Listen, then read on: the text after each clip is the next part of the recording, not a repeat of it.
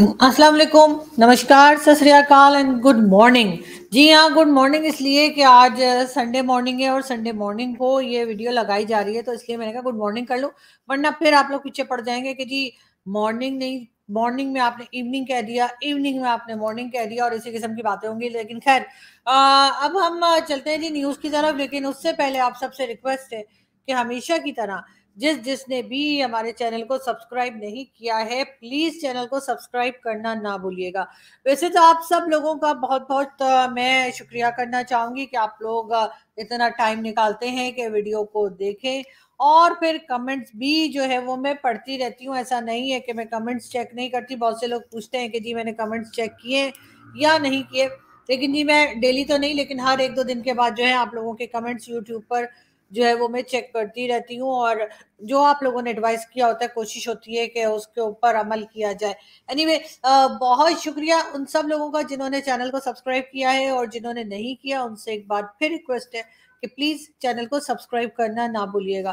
खैर, हम चलते हैं जी न्यूज की तरफ। और सबसे पहले जो है वो हम बात करेंगे जाहिर है कि पाकिस्तान की। पाकिस्तान को जैसे कि आप जानते हैं कि चाहे वो सऊदी अरब हो, यूएई हो या आईएमएफ, लोन जो है वो मिलना शुरू हो गए हैं। और इसलिए जो है वो हमारी हो रही है जी बल्ले बल्ले। और तरह तरह की बातें की जा रही हैं। कहा यही जा रहा है कि जी हम किस तरह से जो है वो मुल्क को लेकर आगे बढ़ेंगे और किस तरह से क्या काम होगा। तरह तरह की बातें की जा रही हैं। लेकिन साथ साथ ये भी बता दें कि एक तरफ तो जो बिजली यानी इलेक्ट्रिसिटी है उसके बिल जो है वो बढ़ा दिए गए हैं, उसके पर यूनिट जो है उसमें पैसे बढ़ गए। लेकिन साथ ही साथ पेट्रोल की कीमत में जी तकरीबन 9 रुपए की कमी की गई है, और डीजल की प्राइस जो है वो 7 रुपए कम कर दी गई है। अब ये कितने दिन के लिए है ये तो हम नहीं जानते, लेकिन बहरहाल ऐसा किया गया है। और लोग जो है वो खैर हमारे पहले एक्साइटेड हो जाया करते थे, लेकिन अब इस किस्म की न्यूज से भी लोगों में कोई एक्साइटमेंट नहीं आ रही। बहुत ही एक अजीब व गरीब न्यूज भी आजकल चल रही है पाकिस्तान में। सबसे पहले तो मैं आपको ये बताती चलूं कि बहुत सी ऐसी जो है वो ऑनलाइन एप्स हैं जो कि कर्जा प्रोवाइड करते हैं, जिनका ये कहना है कि जी वो लोन देते हैं और कम इंटरेस्ट पे देते हैं। और तरह तरह की ये मोबाइल एप्स जो हैं ये पाकिस्तान में चल रही हैं। और बहुत से लोग, जाहिर है कि पाकिस्तान में बहुत से लोग परेशान हैं, तो ज्यादातर लोग जो हैं वो उन ऐप के जरिए जो है वो कर्जा लेते हैं। और उसके बाद वो लोग जो है उसके ऊपर इंटरेस्ट इतना ज्यादा रख देते हैं कि लोग वो कर्जा वापस नहीं कर पाते। और एक आध केस ऐसा भी हुआ है जिसमें लोगों ने सुसाइड कर ली है, यानी खुदकुशी कर ली है। और इस किस्म के केसेस भी सामने आए हैं। लेकिन अब सबसे रिक्वेस्ट की जा रही है कि प्लीज इस किस्म की जो एप्स हैं उसके ऊपर जाकर आप लोग कर्जा लेने की कोशिश ना करें, और कर्जा ना लें तो ही बेहतर होगा। इसलिए कि ये जितनी भी ऑनलाइन एप्स चल रही हैं ये सब फ्रॉड है। और ये आप लोगों को मजीद प्रॉब्लम्स में डाल देंगी। और आप जिस प्रॉब्लम से निकलने के लिए पैसा आपको चाहिए, ये उससे बहरहाल आपको बाहर नहीं निकालेंगे, उल्टा आपको एक नई मुसीबत में आपको डाल दिया जाएगा, आप फंस जाएंगे। तो मेरी सब पाकिस्तानियों से रिक्वेस्ट है कि जो जो भी ये सोच रहा है या सोच के बैठा है कि वो इस किस्म की जो ऑनलाइन कर्जा देने वाली या लोन देने वाली एप्स है उनको यूज करेंगे, तो प्लीज अपना ख्याल कीजिए, अपनी फैमिली का ख्याल कीजिए। और इस तरह की एप्स जो है उनको हरगिज हरगिज इस्तेमाल ना कीजिए, और वहां जाकर हरगिज लोन लेने की कोशिशें मत कीजिए, वरना आप लोग मजीद मुश्किल में फंस जाएंगे। बात हम करेंगे जी पाकिस्तान की ही। और उसमें जाहिर है कि यहाँ ही की इतनी ज्यादा न्यूज है, उसके बाद हम यकीनन आपको मोदी जी की भी बात बताएंगे, इंडियन प्राइम मिनिस्टर की, कि उनका फ्रांस के विजिट के बाद अब सऊदीया का विजिट है और वो कितना इंपॉर्टेंट है, उसके ऊपर भी बात करेंगे। लेकिन इससे पहले पाकिस्तान में एक और प्रॉब्लम जो चल रही है, खास तौर पर कैपिटल में इस्लामाबाद में, और वैसे तो दूसरे शहरों में भी है, लाहौर कराची सब जगह। और वो ये कि जो खवातीन हैं, जो लेडीज हैं, फीमेल्स हैं, उनके ऊपर जो है वो क्रिमिनल किस्म के अटैक्स जो है वो बढ़ गए हैं। और बार बार हम तकरीबन हर दूसरे दिन जो है रेप की स्टोरीज जो है वो या तो इंटरनेट पे पढ़ रहे होते हैं, या न्यूज़पेपर में, या टीवी पे आ रहा होता है कि जी टीवी पे जो न्यूज आती है उसमें बताया जा रहा होता है। तो ये केसेस बढ़ते जा रहे हैं, जो कि बहुत एक परेशानी की बात है। और गवर्नमेंट को चाहिए कि इसके ऊपर स्ट्रिक्ट एक्शन लें और इस तरह के लोगों को आइडेंटिफाई करें और उनको जो है जेलों में डालें। अब इसमें दो तरह की चीजें कही जा सकती हैं। एक तरफ तो ये कि फ्रस्ट्रेशन और इस जिस किस्म की सोसाइटी हमारी है, शायद इस वजह से ये केसेस बढ़ रहे हैं, या फिर ये भी हो सकता है कि फीमेल्स बाहर ना निकले और एक तालिबानी जहनियत के लोग जो हैं वो उनको डराने धमकाने और घर तक ही रख देने के लिए भी हो सकता है कि इस किस्म के अटैक्स हो रहे हो। लेकिन ये तकरीबन हर दूसरे दिन हम कोई ना कोई केस जो है वो सुनते हैं।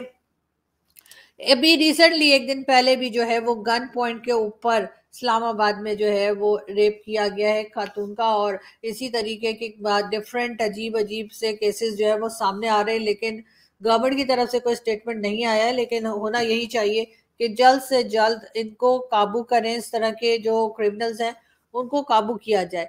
बहरहाल हम चलते हैं जी दूसरी न्यूज की तरफ। बात हम करेंगे परवेज खटक साहब की। जी हाँ, इमरान खान के साथी जो कि पहले इमरान खान के डिफेंस मिनिस्टर भी रह चुके हैं, परवेज खटक साहब। जी हाँ, ये जो भुट्टा खा रहे हैं, छल्ली खा रहे हैं, मुझे नहीं पता आप लोग क्या कहते हैं इसको, लेकिन खैर ये जी सुट्टे लगा रहे हैं, यानी कि सिगरेट पी रहे हैं। जी हाँ, परवेज खटक साहब को इमरान खान साहब ने पार्टी से निकाल दिया, ये तो हमने आपको बताया था। उसके बाद परवेज खटक साहब ने इमरान खान साहब से कहा कि अगर आप में हिम्मत है तो आप मेरे सामने इलेक्शन लड़के दिखाएं, यानी कि इलेक्शन में चैलेंज फेंक दिया परवेज खटक साहब ने इमरान खान के लिए। अब बहुत सी बातें की जा रही थी, कहा जा रहा था परवेज खटक साहब आप किस पॉलिटिकल पार्टी में जाएंगे, क्योंकि फवाद चौधरी और कई दूसरे लोग भी डिफरेंट पॉलिटिकल पार्टीज में जा चुके हैं। तो परवेज खटक साहब का कहना ये है कि जी वो अपनी यानी कि खुद की एक पॉलिटिकल पार्टी बनाएंगे। चलो जी, एक पार्टी और आ गई। तो जी उन्होंने कहा है कि वो अपनी खुद की पॉलिटिकल पार्टी बनाएंगे और उसके बाद इलेक्शन में हिस्सा लेंगे। तो अब देखते हैं कि पीटीआई के और कितने ग्रुप्स बनते हैं और कितने लोग पीटीआई छोड़कर अपनी अपनी पार्टीज बनाते हैं। बात हम करेंगे फवाद चौधरी की। जी हाँ, आप सबके जाने पहचाने फवाद चौधरी साहब बहुत ज्यादा न्यूज में रहे जब चंद्रयान 2 जो है उसका एक्सपेरिमेंट किया गया था और वो फेल हो गया था। तो फवाद चौधरी साहब ने बड़ी तालियां बजाई थी, बड़ी बगले बजाई थी, बड़ी मिठाइयां बांटी थी, बड़ा हु हा हा किया था। और इंडिया के लिए उन्होंने कहा था कि देखो जी ये तो फेल हो गया, तो ये हो गया वो हो गया। लेकिन उस पर सबने उन्हें क्रिटिसाइज किया, ना सिर्फ हिंदुस्तान से बल्कि पाकिस्तान से भी उनको काफी कुछ कहा गया कि इस किस्म की हरकतें नहीं करनी चाहिए। और इस बार चंद्रयान 3 का जो सक्सेसफुल लॉन्च किया गया है उसके ऊपर फवाद चौधरी साहब ने भी मुबारकबाद दी है, और मेरा ख्याल है कि इस चीज की अच्छी शुरुआत है कि अपनी गलती को मानकर और उसको दुरुस्त किया जाए। बहरहाल फवाद चौधरी साहब ने जो है वो इंडिया को मुबारकबाद दी है, और मेरा ख्याल है कि इंडिया के लोगों ने भी शायद उसको खुले दिल के साथ उस चीज को एक्सेप्ट किया है। हम यहाँ देखते हैं एक वीडियो, फिर बात करते हैं। ये कहा जा रहा है जी कि लेवल प्लेइंग फील्ड तब होगी जब नवाज शरीफ आ जाएगा। तो सारों की तो करप्शन केसेस ख़त्म कर दिए हैं, तो रह क्या गया अब? तो उसको बुला लें वापस। वो क्यों नहीं आ रहा पाकिस्तान? चोरी करके जेल की सज़ा, जेल की 10-10 साल की सज़ा मिली हुई है। वो अपनी कहता है जी मेरी तबीयत नहीं ठीक, मैंने मर जाना है अगर मुझे बरतानिया ना भेजा। उसको बाहर भेज दिया। ये प्राइम मिनिस्टर ने अदालत में एफिडेविट दिया और अभी तक कोई एक्शन नहीं लिया। और वो वहाँ बैठा हुआ और वहाँ जाके पॉलिटिक्स कर रहा है और आराम से ज़िंदगी इंजॉय कर रहा है, इंतज़ार कर रहा है कि जब तक इमरान खान जेल में नहीं जाता, पीटाई ख़त्म नहीं होती, वो आता नहीं। मैं कहता हूँ उसको वापस बुला लें, क्योंकि माफ़ तो सारों को कर ही दिया है, अब तो कोई करप्शन इशू ही नहीं गया। और मैं सिर्फ ये कहता हूँ कि सिर्फ ये मेरा एक चैलेंज है कि जिस हल्के से भी वो खड़ा होगा मैं उस हल्के से खड़ा होता हूँ, और मैं कोई कैंपेन भी नहीं करूँ। जी, ये थे इमरान खान साहब जो कि नवाज शरीफ साहब को चैलेंज कर रहे थे कि जी अब तो सारे केसेस खत्म हो गए हैं तो वापस आ जाइए, और चैलेंज कर रहे थे कि जिस हल्के से भी इमरान खान वहां से इलेक्शन लड़ेंगे जहां से नवाज शरीफ लड़ेंगे, और फिर देखते हैं कि कौन जीतता है। लेकिन बात सारी ये है कि जिस कंट्री में पहले ही डिसाइड किया जा चुका होता है कि प्राइम मिनिस्टर कौन बनेगा, फॉरेन मिनिस्टर कौन बनेगा, प्रेसिडेंट कौन बनेगा, तो वहां पर इलेक्शन का क्या मतलब है। तो इमरान खान जब खुद आए थे तब भी खान साहब को खुद ब खुद ही आ गए थे, किसी ने वोट डाला या नहीं डाला, इमरान खान को लाना था तो भाई लोग ने इमरान खान को लाके बिठा दिया। और अभी भी वही है कि चाहे कोई चाहे या ना चाहे, लेकिन जिसको भी भाई लोग ने, समझते ना भाई लोग किसको कह रही हूँ, जी हाँ बिल्कुल वही पिंडी बॉयज, जी हाँ। तो जिसको उन्होंने सोच लिया कि जी इनको हमने एज अ प्राइम मिनिस्टर लाना है, ये एज अ प्रेसिडेंट आएंगे और ये फॉरेन मिनिस्टर आएंगे, तो फिर वो आ जाएंगे। उसमें अगर पब्लिक ने वोट डाला या ना डाला उसकी कोई भी इंपॉर्टेंस नहीं है। वैसे तो आपने देखा ही होगा सारी दुनिया में इलेक्शंस होते हैं, लेकिन पाकिस्तान में जनरल इलेक्शंस होते हैं। उसकी वजह यह है कि भाई अब जनरल तो है ही ना, वो है ना वो हाफिज जी जो आए। हाँ ठीक है ठीक है, अच्छा उनकी ज्यादा हम बात नहीं करेंगे। आपको पता ही ना आजकल थोड़े गुस्से में रहते हैं ना, कुछ बोल दिया तो फिर कहेंगे हाँ है इसको जरा लाना जरा, तो इनको जरा हम मजा चखाते हैं या फिर नॉर्दर्न एरियाज की सैर कराते हैं या सॉफ्टवेयर अपडेट करते हैं। लेकिन खैर मैं आपको जितना बताऊं उसमें आगे आप खुद सोच लीजिएगा मैं क्या कर रही हूँ। तो जी हाँ, सारी दुनिया में इलेक्शंस होते हैं लेकिन पाकिस्तान में जनरल इलेक्शंस होते हैं, और अब तो है ही मौजूद ही हैं, तो बस इलेक्शंस करवा दीजिए और देखिए कि क्या होता है। लेकिन बहरहाल कहा यही जा रहा है आसिफ अली जरदारी प्रेसिडेंट के तौर पर आएंगे, बिलावल भुट्टो जरदारी फॉरेन मिनिस्टर के तौर पे आएंगे और नवाज शरीफ आएंगे एज अ प्राइम मिनिस्टर। तो फिर इलेक्शन की क्या जरूरत है? अगर आपको रिजल्ट पहले ही पता है तो बस अनाउंस कीजिए और इलेक्शन के पैसे बचाइए। इसलिए कि हमारा तो जी 76 ईयर से यही हाल है कि हम इसी तरीके से इलेक्शन लड़ते हैं और इसी तरीके से इलेक्शन जीत भी जाते हैं लोग। और खान साहब भी ऐसे ही आए थे, उससे पहले की गवर्नमेंट्स भी ऐसे आई थी, और लग ये रहा है कि आगे की गवर्नमेंट्स भी कुछ इसी तरह आएंगी। लेकिन खैर खान साहब क्या कह रहे हैं एक बार फिर सुन लेते हैं। ये मैच ऐसा है, ये मैच खेलना चाहते हैं इनके अपने अंपायर, अपने सेलेक्टरों, अपनी पिचों, अपना थर्ड अंपायर हो, कानून ये बीच में मैच के बदलते रहे। देख रहे हैं ना, दूसरी टीम शायद जीत ना जाए, कानून भी बदलते हैं, कानून भी गेम के ये बदल रहे हैं। और जो मुखालिफ टीम है उसके कैप्टन को ये जेल में डालना चाहते हैं, उसकी अच्छे प्लेयर्स को ये उनके ऊपर मुकदमे करके उनको बाहर रखना चाहते हैं टीम से। बाकी जो टीम है उनको कोई पुलिस डंडे शंडे मार के किसी की टांग तोड़ दी, किसी का हाथ तोड़ दिया। ऊपर से जब ये समझेंगे ना कि अब ये टीम बिल्कुल ही अब नकारा हो गई है, तो फिर वो 12th मैन जो बाहर लंदन में बैठा हुआ है वो जब समझेगा ना, वो इतना डरपोक आदमी, वो सिर्फ तब वापस आएगा जब वो समझेगा अब टीम काबिल हो गई है कि जनाब मैं अब नेल्सन मंडेला आके अब मैं जीतूं। ऐसे होना नहीं लगा, क्योंकि एक और अंपायर है मालिक यौमुद्दीन, वो फैसला कर बैठा है आप जो मर्जी कर ले, मैच आपने हारना है। पाकिस्तान जिंदाबाद। जी ये थे इमरान खान साहब जो एक बार फिर नवाज शरीफ साहब की बात कर रहे थे और कह रहे थे एक अंपायर और है, एक मालिक और है, और जाहिर है कि वो ऊपर वाले की बात कर रहे थे। लेकिन खान साहब आप खुद भी तो ऐसे ही आए थे जब आपने इलेक्शन लड़ा था 2018 में, तब नवाज शरीफ साहब को ऐसे ही हटाया गया था जैसे अभी आपको हटाया गया है, और इसी तरीके से इलेक्शन में भी नहीं आने दिया गया था जैसे उनको नहीं आने दिया है, और सब कुछ बिल्कुल स्क्रिप्ट वैसा ही है, सिर्फ किरदार बदल गए, उससे ज्यादा कुछ नहीं। सिर्फ जो कैरेक्टर्स थे उस वक्त के टाइम में, आपके टाइम में, अब वो सिर्फ दूसरे आ गए, बाकी खेलने का तरीका एक ही है। और वो तो सभी जानते हैं कि जी इसको हटाओ उसको लाओ, उसको हटाओ उसको लाओ, इसको भेज दो बाहर और उसको भेज दो उधर, और उसके बाद करप्शन केसेस आ भी जाते हैं और करप्शन केसेस खत्म भी हो जाते हैं। और आपको भी खान साहब सिर्फ साइड पे रखा जाएगा, और उसके बाद आप सब जानते ही हैं कि जब फिर जरूरत पड़ेगी एक बार फिर इमरान खान साहब को झाड़ पोंछ के तैयार करके बाल शाल बना के फिर लाके बिठा दिया जाएगा कि जी इमरान खान एक बार फिर। तो लेकिन बात सारी है कि मुझे इस सारे प्रोसेस का तो मुझे भी पता है और सारी दुनिया को पता है पाकिस्तान में क्या होता है, इलेक्शंस किस किस तरह होते हैं और किस तरह जीते और किस तरह हारे जाते हैं। लेकिन एक चीज जरूर है, इमरान खान साहब को मीडिया में आने से मना कर दिया है। इमरान खान साहब को कहा है उनका नाम ना लिया जाए, खान साहब को कहा है कि उनको जो है उनकी पिक्चर नहीं दिखाई जा सकती। वैसे हम तो दिखाते हैं धड़ाधड़ धड़ाधड़ धड़ाधड़, लेकिन यूट्यूब की बात नहीं हो रही है, बात हो रही है मेन स्ट्रीम मीडिया की, कि वहां पर खान साहब को इस तरह से मना कर दिया गया है। लेकिन मैं कहती हूँ कि भाई ऐसा नहीं करें। आज भी मुझे एक पॉलिटिशियन मिले थे पीपल्स पार्टी के, तो मैंने उनसे यही कहा कि आप लोग इस तरह से क्यों कर रहे हैं। उन्होंने साफ इनकार कर दिया कि जी हम तो नहीं कर रहे, ये तो जी जो है वो भाई लोग कर रहे हैं, भाई लोग से बात करें। अरे मैं भाई लोग से क्या बात करूं, आप लोग गवर्नमेंट में बैठे हैं, आप लोगों को चाहिए कि ऐसा ना हो, इसलिए कि आज खान साहब का बुरा वक्त है, कल आपका भी बुरा वक्त आ सकता है, लेकिन उससे भी पहले हम सारे यूट्यूबर्स का बुरा वक्त आ जाता है, क्योंकि खान साहब जो है जब तक उनकी स्टेटमेंट नहीं आती, जब तक उनकी बातें नहीं होती, हमारी तो वीडियो नहीं बनती। आपको तो पता है ना, खान साहब कुछ बोलते हैं, उनके मुंह से जो फूल झड़ते हैं उसके बाद ही हम कोई वीडियो बना पाते हैं। तो प्लीज खान साहब को एक बार फिर एक्टिव कीजिए पॉलिटिक्स के अंदर, एक बार फिर उन्हें कहिए कि पॉलिटिकल रैलीज करें और उसको कवरेज दिया करें मीडिया, तभी कुछ बनेगा ना, वरना हम क्या करेंगे। मतलब अजीब कमाल के लोग हैं हमारे भी, मतलब कुछ भी करते हैं। खैर, हम जी चलते हैं अगली न्यूज की तरफ और हम आपको ये बताते चलें कि जी फयाजुल हसन चौहान साहब का कहना ये है, सियासी इख्तिलाफ होना चाहिए मगर गालम गलोच नहीं होनी चाहिए। यानी कि फयाजुल हसन चौहान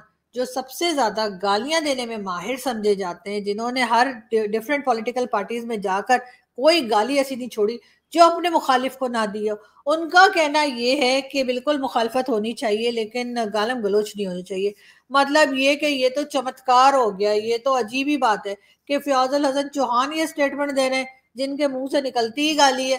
तो बड़ा मुझे हैरत की बात है, लेकिन खैर बड़े बड़े देशों में ऐसी छोटी छोटी बातें होती रहती हैं और आप तो जानते ही हैं फयाजुल हसन चौहान साहब तो कुछ भी कह सकते हैं। तो बस सुनते जाइए। साथ हम आपको एक खबर और बताते चलें कि जी पाकिस्तान ने ये भी अनाउंस किया है कि हम जो है मतलब सिटीजनशिप देंगे लोगों को। जी हाँ, यानी जो भी इंसान किसी भी कंट्री का पूरी दुनिया में से अगर कोई पाकिस्तान में इन्वेस्टमेंट करेगा तो पाकिस्तान की गवर्नमेंट उसको पाकिस्तान की सिटीजनशिप देगी। मतलब ये कि मुझे समझ नहीं आ रही ये लोग कौन सा नशा करने लगे, इसलिए कि कोई भी नशा इतना तेज नहीं होता जिससे इस किस्म की बातें करना लोग शुरू कर दें। यानी कि जो पाकिस्तान में लोग बैठे हुए हैं जिनके पास थोड़ा बहुत पैसा है, वो अपना पैसा लेके बाहर भागने के चक्कर में कि किसी तरीके से कोई दूसरी कंट्री उनको रख ले, चाहे वो थोपिया ही क्यों ना हो, वो उनको बुला ले और वहां पर कहे कि जी सिटीजनशिप ले लो और यहाँ रह जाओ। और यहाँ के सारे पाकिस्तानी जो है 99.9, नहीं कीटाणुओं की बात नहीं हो रही, मैं बात कर रही हूँ पाकिस्तानी सिटीजन की। आप लोगों का दिमाग जो है ना बस वो एड में ही घूमता रहता है, वो जो कीटाणु आ आता है कि ये 99.9 कीटाणु जो है वो उससे खत्म हो जाते हैं, वो जो एक कीटाणु रह जाता है ना वो हम ही लोग हैं। तो मैं आपको ये बता रही थी कि खैर इस बात का इससे कोई ताल्लुक नहीं है, लेकिन मैं आपको ये बता रही थी कि 99.9 पाकिस्तानी जो है वो इस वक्त पाकिस्तान से बाहर जाना चाहते हैं। और अगर किसी के पास थोड़ा सा भी पैसा है तो वो ये चाहता है कि वो अपना पैसा लेके किसी महफूज कंट्री में चला जाए और वहां जाके इन्वेस्टमेंट करे या वहां जाकर रहे, वहां जाकर अपनी जिंदगी गुजारे। और हमारी गवर्नमेंट जो है वो न जाने कौन सा जो है ना वो सूंघ सांग के बैठी है या पता नहीं क्या के पी कर बैठी है कि इनका कहना ये है कि पूरी दुनिया में अगर कोई भी ऐसा है जो कि पाकिस्तान में इन्वेस्टमेंट करने के इंटरेस्ट रखता है, मतलब हो सकता है भाई पागलों की कमी थोड़ी है, लेकिन ये कि मतलब मेरा मतलब है हो भी सकता है ना भाई, कोई सोच भी सकता है चलो पाकिस्तान में इन्वेस्टमेंट करते हैं, तो वो अगर आएंगे तो हम उन्हें सिटीजनशिप दे देंगे। मतलब हम अपने ग्रीन पासपोर्ट को रो रहे हैं कि इसको बदल के ब्लू कैसे कर दें, और वो लोग यहाँ आके सिटीजनशिप ले लेंगे, हम उन्हें पासपोर्ट भी देंगे, आईडी कार्ड भी देंगे, हम उन्हें जी बड़ी दुआएं भी देंगे, आ जाए बस कोई अल्लाह का बंदा। तो जी देखें क्या होता है। बहरहाल गवर्नमेंट ने ये अनाउंसमेंट कर दी है। खैर बाहर से इन्वेस्टमेंट तो जब आएगी तब आएगी, लेकिन उससे पहले हम आपको ये बता दें कि अमेरिका में पाकिस्तान की एम्बेसी जो है उसको हमने सेल कर दिया। जी हाँ, पाकिस्तान की एम्बेसी जो अमेरिका में थी अब तो थी था हो गई है, तो उसको जी $7.1 मिलियन में सेल कर दिया गया है। जी हाँ, क्योंकि हम खर्चे नहीं उठा पा रहे थे, क्योंकि अब हमें खाने को कुछ नहीं है, तो अब हमने अपना जो बाहर हमारी कोई बिल्डिंग्स या एसेट्स कोई है उनको सेल करने पे हमने लगा दिया है। मुल्क के अंदर तो आप जानते ही हैं, चाहे वो मोटरवेज हो, चाहे वो हाईवेज हो, चाहे वो एयरपोर्ट्स हो, चाहे वो पार्क हो, वो तो हम चाइना को और कभी यूएई को देते चले जा रहे हैं, लेकिन साथ ही साथ अब जो बाहर प्रॉपर्टीज हैं उनको भी पाकिस्तान की बेचा जा रहा है। तो जी अभी तक अमेरिका में जो एम्बेसी हमारी रही है उसको हमने जो है वो सेल कर दिया $7.1 मिलियन में। अब एम्बेसी वाले क्या करेंगे, कोई नहीं जी, कहीं भी दरख्त के नीचे बैठ जाएंगे चेयर्स लेके और छतरी वतरी लगा के, उसमें तो कोई खास बड़ी बात नहीं। हमने देखा नहीं वो जो लॉयर्स बैठते हैं, छोटे छोटे लॉयर्स होते हैं ना जिनके ऑफिस नहीं होते, तो वो अम्ब्रेला लगा के और दो चेयर्स रख के और जी आ जाओ जी आ जाओ जी। तो बिल्कुल इसी तरीके से दो तीन चेयर्स रखेंगे, बीच में एक टेबल होगी और एक अम्ब्रेला लगा के आओ जी, किस किस को पाकिस्तान का वीजा चाहिए, लोग कहेंगे लो जी भाई। तो बहरहाल मेरा ख्याल है कुछ इस तरह से हम ऑफिस चला सकते हैं। अगर हम कोशिश करें तो मेरा ख्याल है खर्चे कम हो सकते हैं। तो बिल्कुल जी, बिल्डिंग को हमने जो है ठिकाने लगा दिया है और अब देखते हैं कि आगे क्या होता है। मगर बहरहाल हम चलते हैं जी अगली न्यूज़ की तरफ और हम आपको ये बताते चलें कि जी चेयरमैन पीटीआई का जो है यानी खान साहब का जो है ना, खान साहब ने पता नहीं कितने निकाह किए हैं और खान साहब का ये जो अभी जो लेटेस्ट निकाह है बुशरा बीबी के साथ, वो भी एक अजाब बना हुआ है और किसी की समझ में नहीं आ रहा कि ये शरई है या नहीं है, मतलब ये लीगल है या नहीं है। और इसी के ऊपर जी केस पे केस जो है लोग करते रहते हैं और केस पे केस जो है वो चलते भी रहते हैं। मगर खैर देखते हैं क्या होता है। पेट्रोल तो खैर मैंने आपको बता ही दिया कि जी पेट्रोल की कीमत में जो है वो 9 रुपए कम हो गए, यानी लोग बड़े खुश हैं। रात से ही लाइन लगा के सबको पेट्रोल ले लेना चाहिए, क्या पता सुबह तक क्या हो। ये साहब जो है ये जी सऊदी है कोई ये, और इनकी उम्र है जी 90 ईयर्स और 90 साल की उम्र में इन्होंने पांचवी शादी की है। जी हाँ, बिल्कुल। तो जी इन्होंने जी 90 साल की यानी 90 ईयर्स इनकी उम्र है और इन्होंने पांचवी बार शादी की है और इसमें उनके पोते पोतियां नवासे नवासियां सारे ग्रैंड चिल्ड्रन और चिल्ड्रन और कौन कौन जो है उन्होंने शिरकत की है। और इन साहब का कहना ये है कि ये छठी शादी करने में भी इंटरेस्टेड है, मतलब ये कि ये 102 साल की उम्र में छठी शादी भी हो सकता है कर जाए। तो अभी फिलहाल खैर बहुत कम उम्र है, सिर्फ 90 एज है और जाहिर है कि पांचवी शादी इन्होंने की है, लेकिन दुल्हन की तस्वीर नहीं आई, वो पता नहीं किस एज की है और उन्होंने पता नहीं क्या सोच के इनसे शादी की है। लेकिन बहरहाल ये दूल्हा मियाँ जो है ये काफी खुश है। इस तरह की न्यूज आप जानते हैं कि आपको सऊदिया से या फिर इस्लामिक कंट्री से ही आ सकती है, ये कहना चाहिए। खैर बात हम करेंगे जी मोदी जी की। जी हाँ, मोदी जी जो हैं वो आजकल आप जानते हैं कि कभी फ्रांस और कभी कहीं और कभी कहीं जो है उनका आना जाना लगा हुआ है। और हम करेंगे Indian prime minister Narendra Modi ji की। और मोदी जी फ्रांस के बाद आप जानते हैं कि फ्रांस पहुंचे थे और वहां पर काफी उनका सक्सेसफुल किस्म का विजिट रहा है। और अब फ्रांस के बाद मोदी जी पहुंचे हैं यानी कि कहाँ पे, जाहिर है यूएई। जी हाँ, यूएई के विजिट पे पहुंचे हैं और बताया यही जा रहा है कि जब से मोदी जी प्राइम मिनिस्टर बने तकरीबन 9 साल में मोदी जी का ये पांचवा विजिट है जो कि यूएई का है। और इस 5 साल को आप हरगिज उन साहब से ना जोड़िएगा जो सऊदी अरब में 5 शादियां करके बैठे हैं। जी हाँ, ये जो हम पहले न्यूज बता रहे थे आपको, ये 5 शादियों वाले जो हैं इनका जो है वो मोदी जी के इस यूएई विजिट से कोई ताल्लुक नहीं है, इसलिए कि ये साहब हैं जी सऊदी अरब में। लेकिन खैर असरात आ ही जाते हैं तो मेरा ख्याल ये कि आप लोगों को नजर रखनी चाहिए मोदी जी पे, कहीं बिगड़ ना जाए। लेकिन बहरहाल ये एक अलग इशू है। लेकिन इस वक्त हम आपको बता रहे थे कि यूएई का विजिट कर रहे हैं मोदी जी और यूएई जो है पहुंच चुके हैं। और बताया ये जा रहा है कि जी ये उनका पांचवा विजिट है यानी कि 5th टाइम वो पहुंचे हैं यूएई। वहां पे कई प्रोजेक्ट्स के ऊपर बातचीत की जा रही है, कई प्रोजेक्ट्स पे साथ काम किया जाएगा। और इस तरीके से भारत ने थोड़ा थोड़ा करके आहिस्ता आहिस्ता करके जो है इस्लामिक कंट्रीज को भी अपनी तरफ कर लिया। और खास तौर पर मोदी जी के तो सभी फैन हो गए हैं। अब पाकिस्तान जो है वो ये सोचे कि अगर ओआईसी की कंट्रीज जो हैं वो भी जो है वो Indian prime minister Modi ji के साथ हैं तो फिर आखिर पाकिस्तान कहाँ स्टैंड कर रहा है। इसलिए कि पाकिस्तान को तो बहुत ज्यादा हम लोग ये समझ रहे थे कि जी इंडिया को कोई खास लिफ्ट नहीं कराई जाएगी इस्लामिक कंट्रीज की तरफ से, क्योंकि हम बार बार शोर मचाते हैं कि जी वहां पे माइनॉरिटीज के साथ ये हो रहा है वो हो रहा है, लेकिन ऐसा होता हुआ हमने देखा नहीं। और अब सऊदी अरब के बाद जो है यूएई भी जो है वो भी प्राइम मिनिस्टर मोदी के फैन निकलते हुए दिखाई दे रहे हैं। और जैसे कि आप देख रहे हैं कि एक के बाद एक करके ये 5th विजिट जो है वो मोदी जी का उनके जो प्राइम मिनिस्टर बनने से लेकर अभी तक का ये 5th विजिट है। और इसमें भी कई इंपॉर्टेंट चीजें जो है वो डिस्कस होंगी, कई इंपॉर्टेंट प्रोजेक्ट्स होंगे और यकीनन मोदी जी यूएई को भी इस बात के लिए कायल कर लेंगे, इस बात के लिए मना लेंगे कि वो भारत के साथ मिलकर कुछ बड़े प्रोजेक्ट्स करे।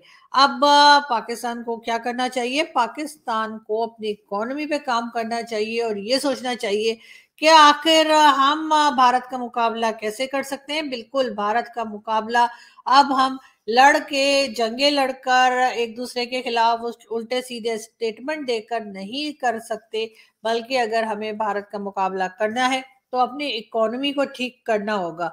क्योंकि जैसा कि कहा ही जाता है कि अब जियो पॉलिटिक्स नहीं, जियो इकोनॉमी जो है वो चलेगी। यानी कि जियो इकोनॉमिक्स जो है उसके ऊपर काम करना पड़ेगा, तब ही पाकिस्तान जो है वो कोई मुकाबला कर पाएगा, ना सिर्फ भारत का बल्कि दुनिया की किसी भी कंट्री का। और मुकाबला भी ऐसा होना चाहिए कि जिससे ना उनका नुकसान हो ना हमारा नुकसान हो, बल्कि हम एक दूसरे से, बल्कि एक दूसरे से क्या, हमने ही भारत से या बांग्लादेश से सीखकर आगे बढ़ना होगा और अपनी इकोनॉमी को संभालना होगा। वरना इस वक्त जो हालत है, मुझे तो काफी शक है कि आगे जाकर पाकिस्तान को कोई लोन देगा भी या नहीं, या फिर ये आईएमएफ, यूएई और चाइना का जो, या सऊदी अरब का जो लोन हमें मिला है, क्या हम इसको आखिरी लोन समझें और उसके बाद आगे क्या? तो यकीनन उसके ऊपर बहुत सख्ती से काम करना होगा और भारत से सीखना होगा कि किस तरह से वो तमाम कंट्रीज को साथ लेके चल रहा है। हर एक को भारत से बात करने में, हर एक को भारत के प्राइम मिनिस्टर मोदी जी से बात करने में इंटरेस्ट है, जबकि हमारे यहाँ से ना तो फोन उठाते हैं और ना ही किसी से मिलने में कोई खास इंटरेस्ट है। तो अब इस चीज को, अपनी इस कमजोरी को जो है हमें ठीक करना होगा, अपनी इस वीकनेस को हमें समझना होगा। और जब तक काम नहीं करेंगे तब तक तो जी यही हाल रहेगा जो राहुल गांधी जी का है। यहां पे तुम्हारे खेत से पैसे नहीं बन रहे हैं, वो देखो चांद है, उस पे मैं तुम्हें खेत दूंगा। आने वाले समय में वहां तुम आलू उगाओगे, वहां मैं मशीन लगाऊंगा। जी हाँ, ये थे राहुल गांधी जो कह रहे थे कि चांद पे खेत देंगे और वहां पे आलू लगाएंगे, वहां पे मशीन होगी। बहरहाल ये इस किस्म की बातें करते रहते हैं, हमें इनकी बातें सुनने की आदत सी हो गई है। बहरहाल हम यहाँ से चलते हैं अपनी नेक्स्ट न्यूज की। और इसी पानी के जलजले के बीच में एनडीआरएफ और एसडीआरएफ के वो तमाम जवान लगातार 24x7 अपनी ड्यूटी इस वक्त दे रहे हैं और लगातार बिना खाए पिए, बिना सोए, बिना आराम किए कड़ी मशक्कत कर रहे हैं। लेकिन इन्हीं जी, भारत और पाकिस्तान दोनों जगह पे मुसलसल बारिशें हो रही हैं और बहुत प्रॉब्लम है लोगों को, जाहिर है सड़क पे और हर जगह घरों में जो है पानी जमा हो गया है। लेकिन जितना अजीब अजीब से हमने वीडियोस इंडिया की देखी, उतनी अजीब सी मीडिया की रिपोर्ट्स जो है बहरहाल पाकिस्तान की फिर भी नहीं है। दो चार जरूर आपको मिल जाएंगे पाकिस्तान में भी इसी किस्म के सर फिरे, लेकिन भारत में तो लग रहा है बहुत ही ज्यादा कंपटीशन है कि अब ये भी रिपोर्टर जो थी ये पानी के अंदर उतरी हुई थी और वहीं से रिपोर्ट कर रही थी। तो मेरा ख्याल है कि इस तरह की जो प्रॉब्लम्स आती हैं कि फ्लड आ गया या इस तरह से इतनी ज्यादा बारिशें हुई हैं कि लोगों के घरों में पानी चला गया है, लोग परेशान हैं, उसमें थोड़ा सा मीडिया को भी रिस्पॉन्सिबल हो जाना चाहिए और इस तरह से अजीब अजीब वीडियोस नहीं बनानी चाहिए, क्योंकि इससे अच्छा इंप्रेशन नहीं पड़ता, खराब ही पड़ता है। बहरहाल चंद्रयान की खबर तो हमने आपको दी थी कि जी इंडिया का जो आप लोग जानते हैं कि भेजा गया है चांद पे चंद्रयान 3। जी हाँ, और कहा यही जा रहा है कि 45 डेज लगेंगे। खैर अब 44 डेज रह गए होंगे क्योंकि कल का ये निकला हुआ है और उसके ऊपर तो हमने शोज किए थे, आप जानते ही हैं कि क्या कुछ जो है वो वहां पर एक्सपेक्ट किया जा रहा है कि ये करेगा, लेकिन या क्या क्या काम करेगा। लेकिन साथ साथ हम आपको ये भी बता दें कि जी पाकिस्तान की तरफ से भी ऐसा नहीं है कि हम लोग कुछ नहीं कर रहे, हमने उससे भी ज्यादा जबरदस्त तरीके से जो है वो अपना चंद्रयान 3 से भी बड़ा जो है वो रॉकेट बना लिया है और स्पेस में भेज दिया है और उसकी स्पीड भी डबल है और वो बहुत तेजी के साथ जो है ट्रैवल करता हुआ इस चंद्रयान 3 से भी, मेरा मुझे बताया गया है कि ये अगर 44 डेज में पहुंचेगा तो वो 22 डेज में जो है वो पहुंच जाएगा और इससे ज्यादा कामयाब तरीके से वापस आएगा। ये मैं आपको दिखा देती हूँ, ये देखिए।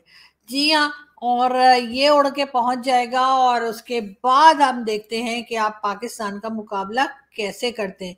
लेकिन जाते जाते हम आपको ये बता दें कि पाकिस्तान के जो चीफ जस्टिस हैं उनका कहना है कि जी there was a time when we provided loan to China and Germany. अरे वाह, क्या बात है! इसी वजह से हम चाइना को छीले जा रहे हैं, क्योंकि हमने किसी जमाने में चाइना और जर्मनी को पाकिस्तान ने लोन दिए थे। अब चीफ जस्टिस साहब कह रहे हैं तो चले मान लेते हैं, अब मैं इनको ये तो नहीं कह सकती ना कि पता नहीं कैसी बहकी बहकी बातें कर रहे हैं, लेकिन खैर अब कह रहे हैं तो बहुत सी चीजें होती हैं जी, बड़ा कुछ होता है दुनिया में, ऐसी क्या बात है, बड़े बड़े देशों में छोटी छोटी बातें होती रहती है। तो यकीनन हमने चाइना और जर्मनी को लोन दिया होगा, मगर पता नहीं ये कब की बात है। आप भी गूगल कीजिए, मैं भी गूगल करती हूँ, और फिर हम एक दूसरे के साथ शेयर करेंगे कि आखिर ये मौजज़ा या ये चमत्कार हुआ कब था। खैर यहाँ से हम चलते हैं और आपसे जल्दी फिर मुलाकात होगी। अपना बहुत सारा ख्याल रखिएगा, हंसते रहिए, मुस्कुराते रहिए और हमारे चैनल को सब्सक्राइब करना ना भूलें। बहुत शुक्रिया, थैंक यू।